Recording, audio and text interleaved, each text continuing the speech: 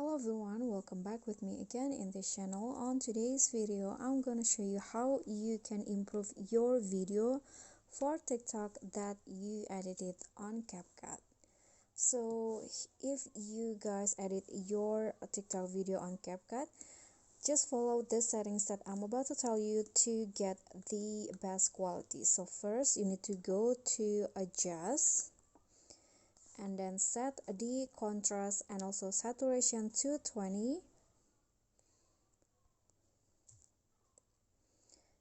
and then click on the sharpen and increase it to 100.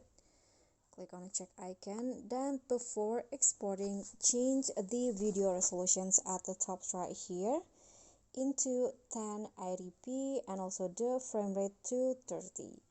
And after that, you can just export the project, and later when you upload it to TikTok, before you upload, you need to make sure that you allow the TikTok apps to upload the video in highest quality.